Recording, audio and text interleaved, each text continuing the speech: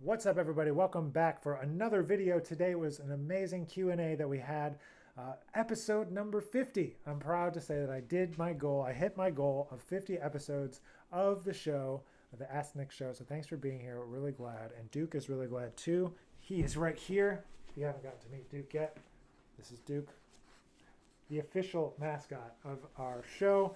So in today's episode, we got a lot of great questions about some different styles of trombone pedagogy and trombone teaching. We talked about Carl Fontana versus J.J. Johnson. We talked about learning from different teachers. We talked about a whole slew of things and different kind of ideas about pedagogy, different kind of ideas about how to be self-critical, how to be critical of others in a productive way, how to teach a little bit in there.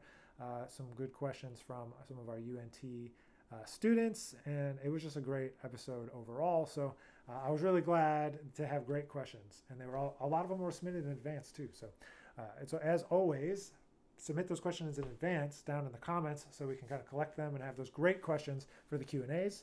And this is going to be the last one for 2020. So we'll be back in 2021 with more Ask Nick Q&As, and also kind of expanding this live stream into something more. So details TBD, but all of that is coming in 2021. So thanks as always for watching, and we'll see you in the next video. He asks, are composers, arrangers, players, improvisers, etc. today better than those from 10, 50, 100 years ago? I don't think so. I think, I see you there, Kyle. I'll hit you next. I don't know if composers are better. I think that things change over time and the style changes over time, and somebody's really good at like a certain thing. Like, I'm not good at writing traditional bebop tunes, or I couldn't write a symphony that was going to be as good as any of the people that write symphonies, right? So, but I can write like jazz tunes, or I could write interesting music that sounds like me. So I don't know that arrangers, players, improvisers, I think there's more tools now that people can do it faster now. I mean, just the advent of technology of what do you call it? Finale and Sibelius, like all that allows you to make a lot of more music a lot faster than having to handwrite it all. It saves hours and hours and hours. Same thing with, movie scoring and all that kind of stuff. Being able to have Logic and Pro Tools on your own personal computer, all that stuff allows so much more creation than there ever was before. So I think that that is a huge part of it, that people can make more stuff now a lot more easily. So I don't know. Composers, rangers, I don't think they're better. They're just different. Improvise, I think there's also a higher level of mastery of instruments at a younger age, maybe, than there used to be. But also now it's kind of diffuse because a lot of people are doing a lot of different things, and not people aren't like totally engaged in music in the same way as they maybe were at a different point in time. Like everybody doesn't have a piano in their house anymore.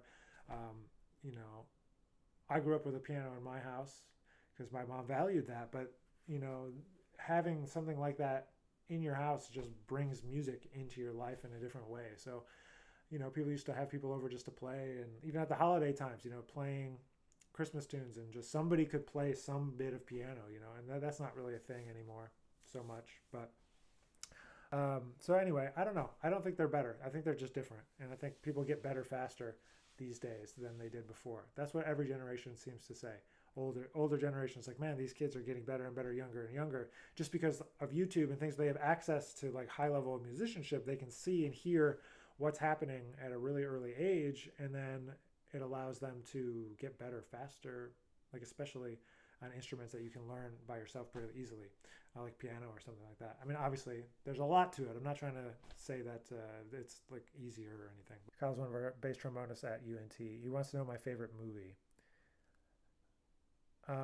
My favorite movie. That's a good question. I'm not a huge movie person. Um, just because I don't know. I don't really like watching the same movie over and over again. It's not really a thing I like to do. I said during this time, this break from teaching over December, I got Disney Plus so I could watch all the newer Star Wars movies. I was big into Star Wars when I was a kid. Um, I have to say I probably didn't like it as much as I would have used to, but I enjoyed it. I watched all of Which one was it? Like the third one of the third series of Star Wars movies. I watched that, and then I watched all of The Mandalorian. So I'm kind of caught up. I would say that Star Wars is, a classic. I was big into Indiana Jones and Star Wars and those type of movies. Rocky. Those are like big ones in my mind. I like things that tell a story over a longer period of time. So I've gotten into shows. I always liked, shows like Breaking Bad and shows like why am I blanking on the names of these shows? The House of Cards, those type of things that get you thinking. But I would default mostly to a documentary more than I would default to a movie over even like scanning through Netflix or whatever. Like I'm just not that much of a movie person. I don't know why, but yeah. Sorry, Kyle. Wish I had a better answer for you. How to critique solos. I have a hard time telling apart solos from the greats versus semester one at uni, for example. Well, I think being able to critique somebody else's solo means you have to be able to critique your own solo, first of all. And if you can't critique your own self, that's probably because your concept is not strong enough to compare it to anything, or your concept of an understanding of like the history is not fully there. And also, I think a lot of times we focus on the what and like what notes do I play, what rhythms do I play, rather than the how, which is like how should it feel, how should the swing go, how should this note be accented, how should this note feel when the audience hears it, how does it create a great phrase, so I like to like A-B stuff, and like play Curtis Fuller and then JJ, like what's different, and really think about the details of the how, because that's what really sets players apart, is the how, not the what. Because the what is, you could go to any million of books and learn all the scales, you can learn all the theory you want, but that's not going to teach you how to play this music. That's not going to teach you how to really understand it. So focusing on those things, and then getting yourself in situations where you have to critique people or critique yourself. I would always practice on yourself. I like to always observe teachers and my teachers, like how they would offer criticism. There's different thoughts about, the compliment sandwich or something. You say something nice, and then you give some criticism, and then you say something else nice, which is a nice way to deliver something. Some people really hate getting stuff like that. Some people really just want that direct, like, hey, fix this, or like, hey, work on this. But if you're just listening, it's really the context of the how, and like the maturity of their musical taste is a big one. That's something you can't really teach. It must be developed over time through listening. So if you're a person who doesn't listen a lot, you're going to have some trouble. I've had students that come in for a jazz major, but they have no interest in listening to jazz. And I mean that as like a wide variety of music that maybe some people would exclude as jazz, but I'm just saying like any sort of improvisationally centric music, they don't really even listen to that. And so I don't know. Listen, and that's how you get better. And the better, just like practicing, you got to practice teaching, and you got to practice giving people helpful criticism, because it's really easy to just say, I don't like how you play, but it's like there's many ways to play that are good, and it might not be my cup of tea, but I try not to exclude certain ways of playing as just being bad because I don't like it, right? Because I don't like it doesn't mean it's not good. But there are things about somebody's playing that you can always say, hey, have you thought about this? Or have you thought about it this way? Or have you thought about this shape or this sound? Or like maybe the melody is telling you that there's a flat 9 in this bar, so maybe don't play the natural 9. So sometimes you can do that. But it's all about developing your concept and developing your ear in a way where you're able to hear those things. Do you like Brazil? Yes. I haven't been, but I've been checking out a lot of choro music because Anat Cohen, who I play with, she is super into and has always been into Brazilian music. She's down in Brazil, I think, still in Rio, I think. But she gave me some records to check out, and we play some Egberto Gismonti music, and her and Vitor Gonçalves, who plays accordion in that band, they play a lot of choros like just on sound checks and stuff like that. So I've been getting super interested in it. I don't know a lot about it. I know Raul de Souza is a great trombonist in that from that country, from Brazil, you know, and so I want to learn more about it. And so I've been listening to some stuff. Um, Man, I wish I could remember what it was. I have a whole playlist of stuff that I've been listening to that's Brazilian. So it's super cool, and I want to get more into it. But the short answer to your question is yes. We drink coffee and play at the same time. Yes, coffee always. I'm I've never been too careful with horns.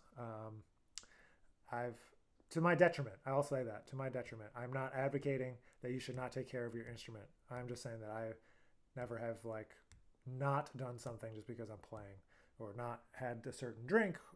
I don't drink soda, so I don't worry too much about sugar going into my horn. But I mean, I think the thing with me and coffee and anything really is that my body chemistry is so acidic. Like my hands eat through the metal regardless of what I do. So I've stopped caring because I know that like my hands are going to do just as much damage as my breath. So I clean my horns, you know, try to clean them regularly and stuff like that. But um, I don't know. I mean, I've never stopped. But yeah, it's probably bad. It's bad to get like sugar in there because the sugar will eat it away, or like the sugar will develop into like yeast and nastiness and grossness. So I'd be careful of sugar getting into the horn and food getting into the horn. So do you think free buzzing or mouthpiece buzzing is a worthwhile practice technique? If so, how? Okay, so I did a whole video on this. If you want to find like a long answer. What's up, Kevin? I got your question. I just pulled it up on Facebook, but he just joined the Instagram stream. So I did a whole video on mouthpiece buzzing, free buzzing, and it's like 5 mouthpiece buzzing tips or something like that that I made like 2 years ago, and I posted. My general thoughts about it is I go back and forth. I think a little bit of buzzing is a good thing in certain situations. A lot of buzzing I think is detrimental. I'm a person that thinks you don't actually really buzz when you play, but I do think that buzzing does help in certain situations. I do free buzz sometimes. I've tried it, but I find the free buzz is not in the same place as my aperture for when I actually play. So that requires kind of a good amount of self-awareness and self-observation about your chops. You want to come on the live stream? You have to have a good self-observation about your chops and kind of know how they work to really be able to do that effectively and know what I mean when I say like, yeah, it's like it's buzzing in a different place, the free buzz. And of course, you would try to get it in the right place, but I've just seen too many people go down the buzzing road and then they kind of mess up their chops pretty good. So for me, I use it as a tool. I always use the piano to keep the pitch centered on the buzzing. I always try to do it softly. I always try to do it in a relaxed way, as much like with a little resistance, so that like a finger over it, so that there's a little bit of resistance. So if you want to do it, that's what I would send you my video. Just Google or on YouTube Nick Finzer buzzing, and you'll find it. It's more detailed about that, but I do think it's worthwhile. But for specific things, for focusing your sound, focusing in the core of your sound, that's what I think it's for. And I do a lot of pitch bends and I do a lot of long tones that also work on that, but that's my suggestion about mouthpiece buzzing. How long does it take to forget students? If you saw one from 5 years ago, would you remember them? Yes. I don't know how long it takes. I don't think I really forgot my private lesson studio students. I think I mean, at some point, I'm sure that will happen, that it becomes hard to remember. But the thing why you don't remember most of the time with younger students is that they don't look the same. You know, like I remember all my students from Florida State. I remember all my students that I taught when I was in New York. I remember all the students that I used to teach when I was in Rochester.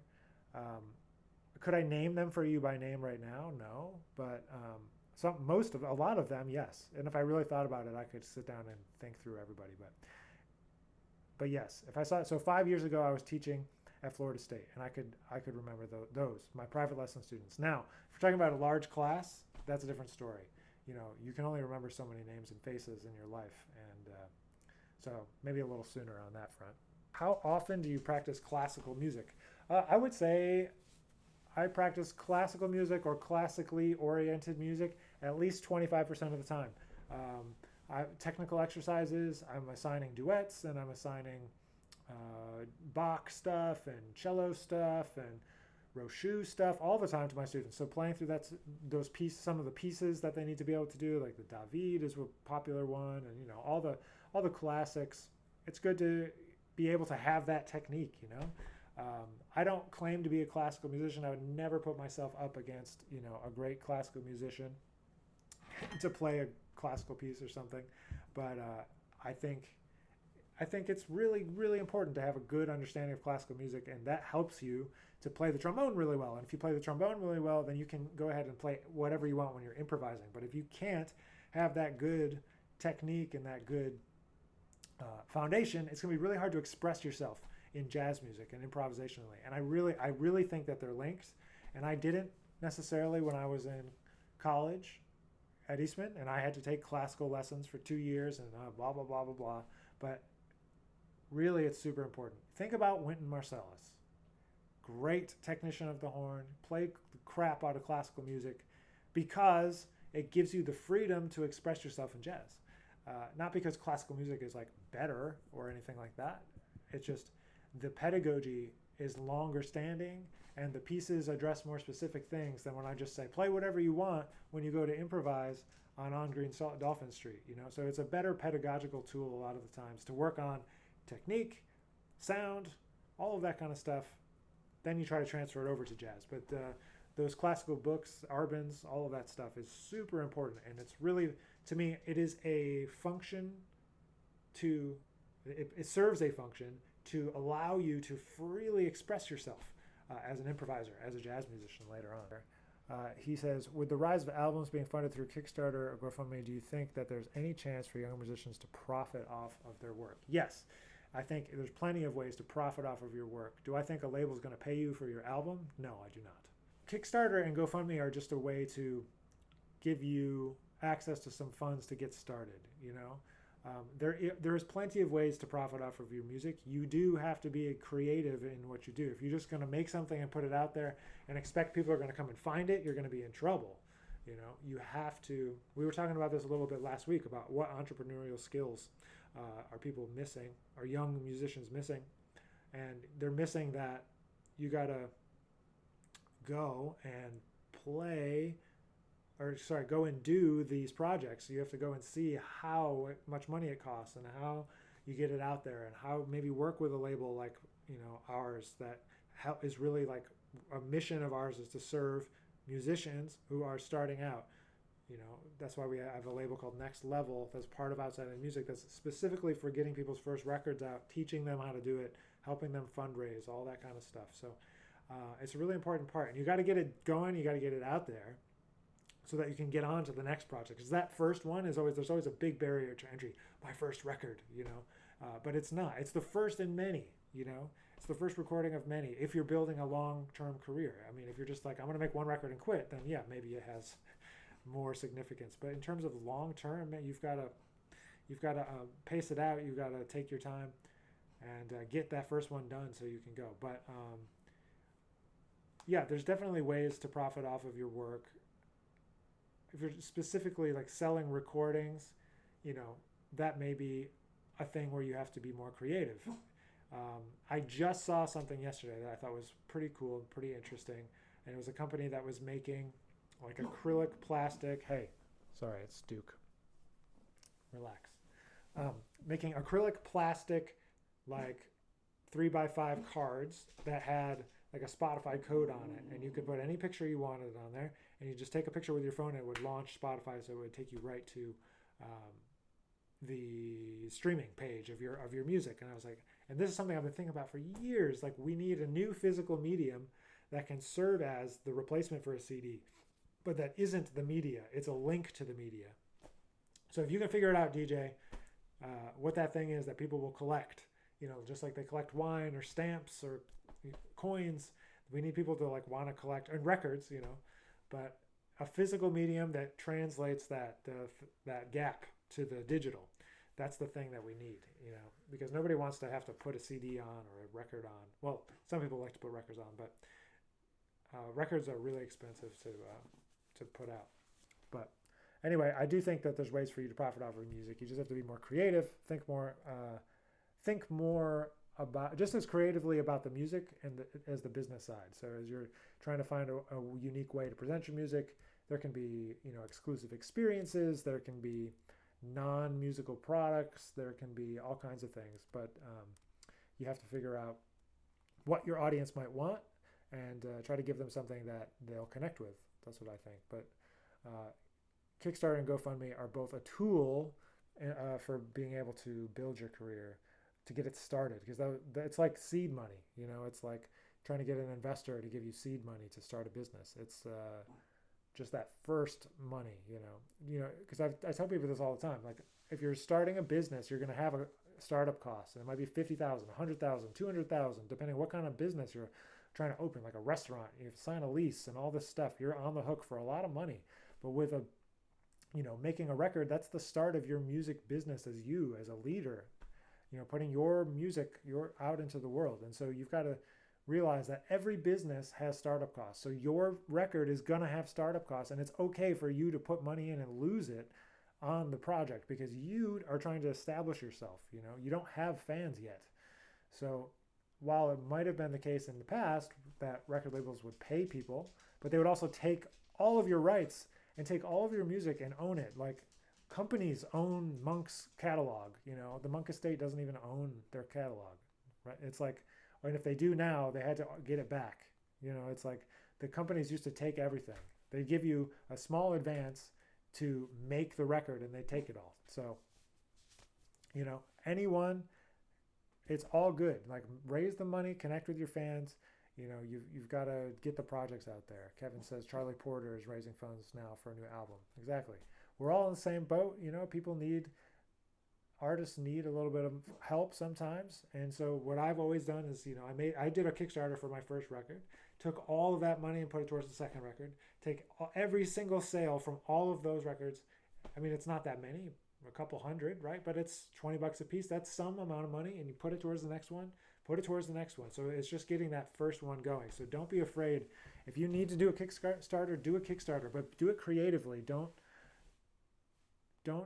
wait around and wait for somebody to tell you it's time to do it now, because then you'll never do it. So just do it. Ask the people. Be creative though, because if you're just saying that you're going to give people a digital download of an album, it's not super valuable. Like, I can get that from anywhere. I can just go to Bandcamp and get that. Like, any artist can do that. But what can you offer that nobody else can offer? What other skills do you have? What other interests do you have? What's something you can make? What's an experience you can create? Could it be a live stream? Could it be something else? Any advice for returning to the horn after a few months off? Play as many long tones as possible. Start slow and work your way back in. Know that your endurance is the first thing and the range is the first thing to go. So don't try to push yourself, kill yourself trying to push those things. They're just going to be take a little bit to come back. And just focus on the sound, focus on the fundamentals. That's what I always do, even if I take some time off. Play long tones. Play longer long tones than you think. Really, like, for an hour I'll play long tones and scales and stuff just to get reacclimated. Do the routine that the best, to get back into it. He's an amateur in jazz. Which trombone songs do you suggest? I don't suggest any trombone songs. Just learn some jazz standards from people you like. Some great jazz standards that people like to start with. I like things like Take the A Train, Ellington stuff. I like things with simple harmonies to start people off with. There's always the blues. The blues really is not the best thing to start with, in my opinion, because it breaks all the rules. But There Will Never Be Another You is a good one people like to start with. All the Things You Are, Autumn Leaves. There's about 4 suggestions for you. But the biggest thing to do is find some trombonists you like, Gregorio, and transcribe them. Transcribe the melodies, transcribe the solos, and play along with them. That's how you learn how to play jazz. He says, can your sound concept and choice of vocabulary conflict with one another? Absolutely they can. And it often happens in the case where people are playing modern vocabulary in a place where they shouldn't be. So they're playing like post-Coltrane, kind of avant-garde type substitutions, like Dave Liebman type substitutions, for example, but they're playing After You've Gone with a traditional jazz band. And so those two things, they don't super mix together. But your sound concept and the vocabulary can definitely, because the two things are separate. Vocabulary and sound concept are different, and both need to be flexible. So yeah, some will be weird. If you played like a Kid Ory kind of style, but played some Coltrane licks, it would sound crazy and bad, probably. But you could also play with like a super dark sound concept in an early jazz style with early jazz vocabulary, and it also wouldn't fit super well. So yes, they could conflict with one another, but you should have multiple sound concepts so that you can play the vocabulary and the sound concept that fit together, depending on the situation you're in, because you want to adapt as a sideman, as a non-leader in a situation where I'm being hired. I need to adapt myself to what they need me to do. So that could be to play with a bright sound, a dark sound, loud, soft, any of those things. So my sound concept has to be flexible to what the band leader needs. So you have to be too, I think, to a certain degree, And then he says, follow up, if you have licks from various era styles, do you change your sound to match it? Well, it's just like I was kind of saying, like if you're going to play, I would say the style of the gig, the style of the music determines both of those things. Like you don't just like play an early jazz lick one way and then play a J.J. Johnson lick one way and then an Elliot Mason lick another way. You have to kind of combine all those things together to make one concept, and then you execute within that concept. But you have to be aware that those different things are, you have to, do your best to mitigate those things and know and be aware and make active choices around, style and concept and all those things. So you want to be as flexible as possible. So I always talk about, there's literal flexibility in terms of your like lip slurs and stuff like that, but then there's also flexibility that comes from musical style, flexibility of range, flexibility of sound concept, sound and style concept, because you're not going to play a jazz gig the same way you would an R&B gig or a funk gig or a soul gig. You want to have some different kinds of vocabulary. So it's important to have a wide variety so that you can fit into the style, because if you're playing bebop changes over like a neo soul kind of groove, like with no regard to the groove, it's going to sound weird. You want to be able to change your concept of eighth notes to fit with any drummer, for example, because like every drummer that's playing, let's just talking about swing, not even talking about like any genre or all genres. It's every single drummer has their ride pattern is, it's a little bit different. And so you have to get in there and match up with that, or like the bass player's time. You got to get in there and match up with that. It's not that, you don't just create a concept and stick with it. You have to be flexible all the time. So I hope that helps. So if you had to play one type of gig for the rest of your life, straight ahead, Latin, modern, etc., what style would you pick? Style? I don't know. I don't think about music in that way, I guess. I would be more like if I had to play one type of... No, I guess I could just say it would be straight ahead, I guess, to just directly answer your question. Because it feels really good, and it's what I love, It's how I fell in love with the music, Duke Ellington, Harlem Air Shaft. That's like, hits me. I don't know. I like to play people's music that has a unique lens. Like if I could play Lucas Pino's music forever, I would do that. People that have a real like vibe to their music. I love playing in a Knots band. We play all different styles, and that's part of the reason why we like playing that band. It allows you to improvise on different sort of concepts and be flexible and be someone that can add to the music. So I don't know. I like to play original music. That's what I like to do. I like to play unique lenses on the music, whether it's straight ahead, Latin, modern, whatever, however you want to call it.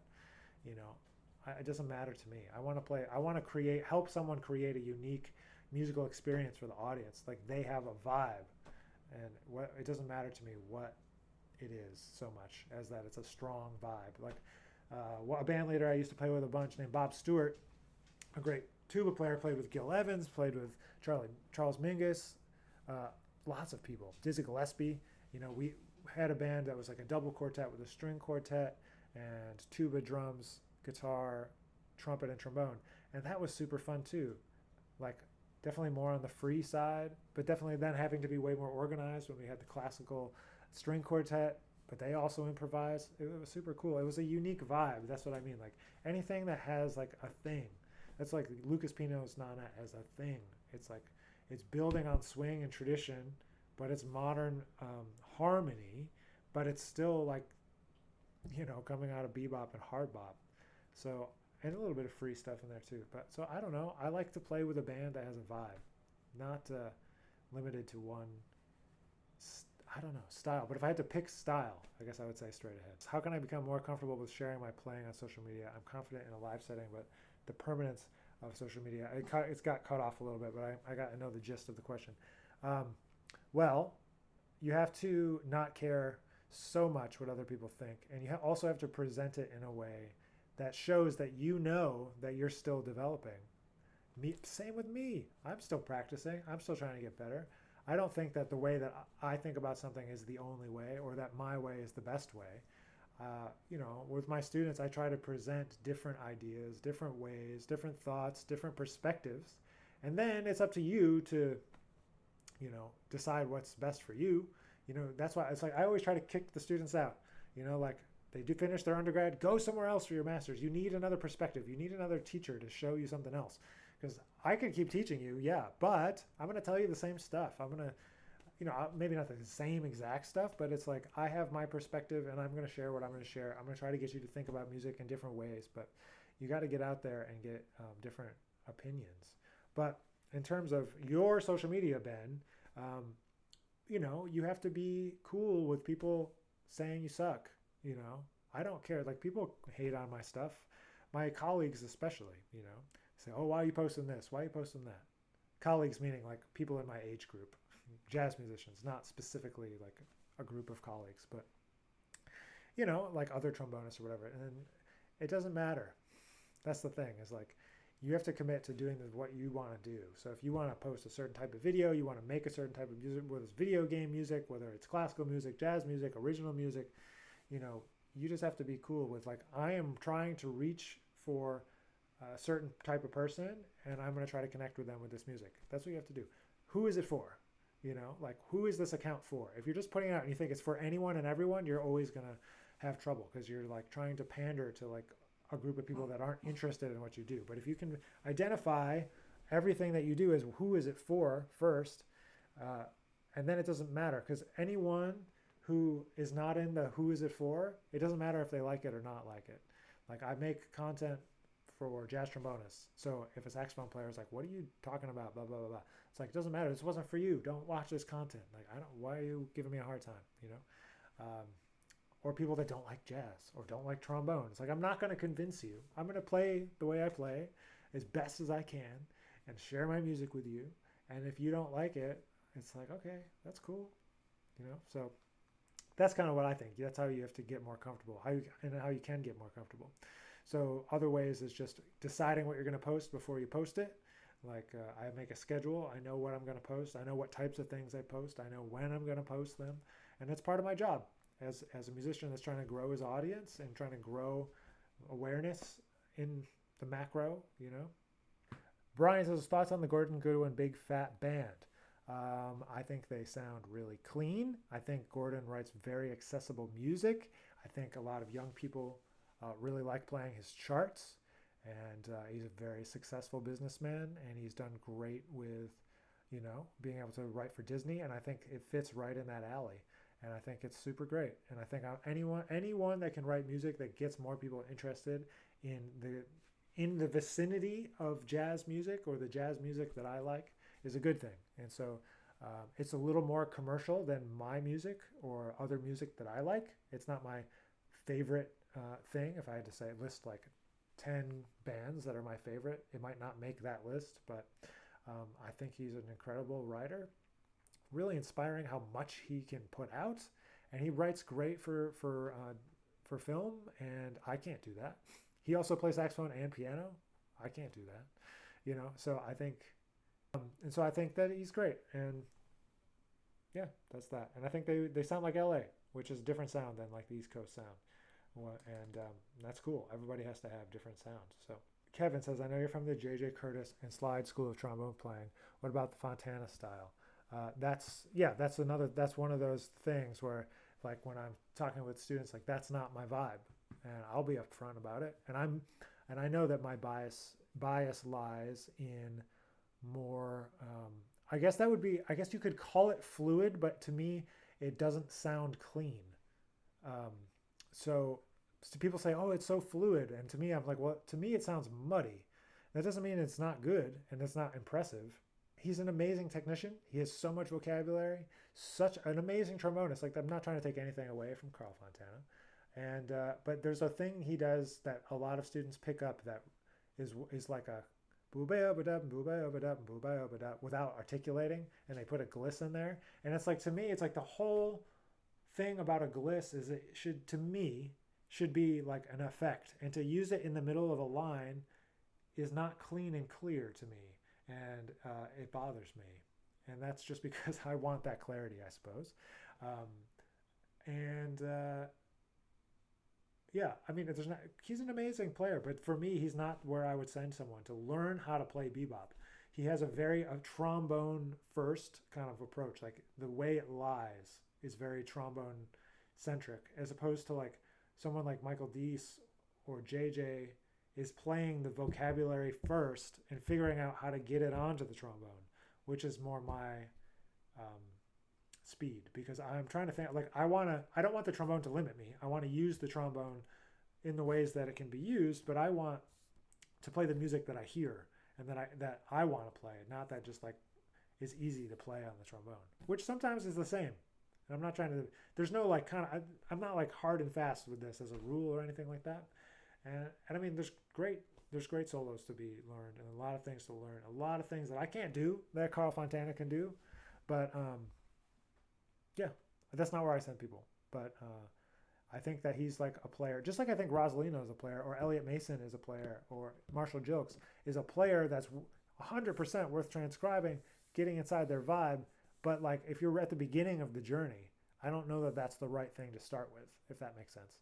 Like, for me, you want to understand how harmony works, how to execute bebop phrasing, on the trombone at a high level before you try to do all the fireworks, which is like Fontana, Rosalino, and many of the other people that I mentioned. But there's a huge history. Like, there's someone like Britt Woodman, who was an incredible technician of the trombone. People don't talk about him that much. Ellington Band, and he was an incredible technician, but like, I don't know, not in any of those styles. So there's a lot of styles that go unstudied, So for me, it's really important to try to get those basics together, man. Get those fundamentals together. Because that allows you to be free to express yourself.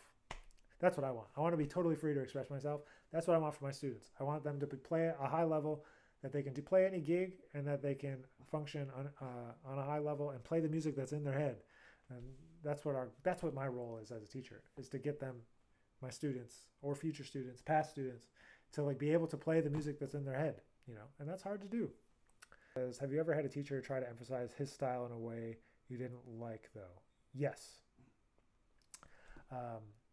I have had many teachers try to push something specific on me, and that was something that made me want to not do that to other people. You'd have to ask, you could ask DJ, who's on the stream, Aggro Bone, if I push my stuff on him. I don't know.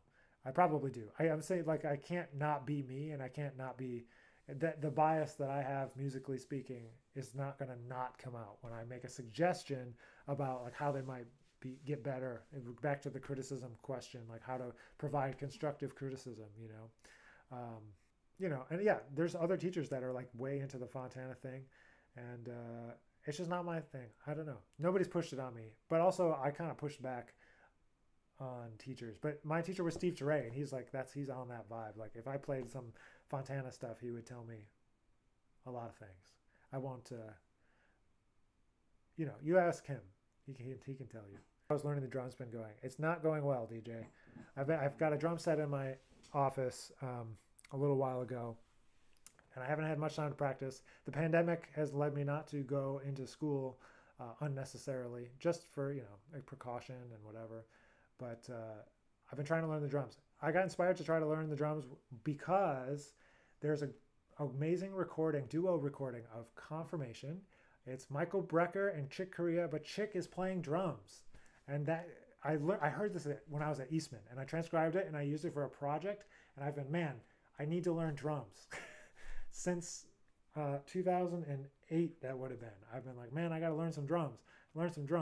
In high school, I played like marching percussion. So like I got some hand stuff together then, but never got it all the way together. So I'm trying to get it together, but it's not going well, TJ. I mean, it's fine. Like I play along with records that don't have drummers on them, like the Charlie Parker, that Roy Hargrove thing, Parker's Mood with Christian McBride and Roy Hargrove. There's no drums, so I try to play along. And there's a whole variety of styles, so it gets me to try to play some different grooves, 3/4, some arrangements that go back and forth between 3/4, 4/4. It's on 3 quartets. J Rod asked, "What's the name of the piece with Chick Corea on drums?" There's more than just one, but the one I'm talking about is from 3 quartets. It's a version of Confirmation. Michael Brecker and Chick. How do you maintain a good energy throughout your day, even after playing your instrument? I'm getting low sugar and getting cranky after some time playing my horn. Well, I think everybody has to figure that out for themselves. I've been doing intermittent fasting for the last 4 years, 3 years. So doing something like that might help. Excuse me. It helps regulate my blood sugar, I know, because I don't have the high highs and the low lows. It's kind of just chill all the time. But I don't know if that makes sense for anybody else. I just experimented with it because being on the road a lot, there's not always a lot of healthy options to eat.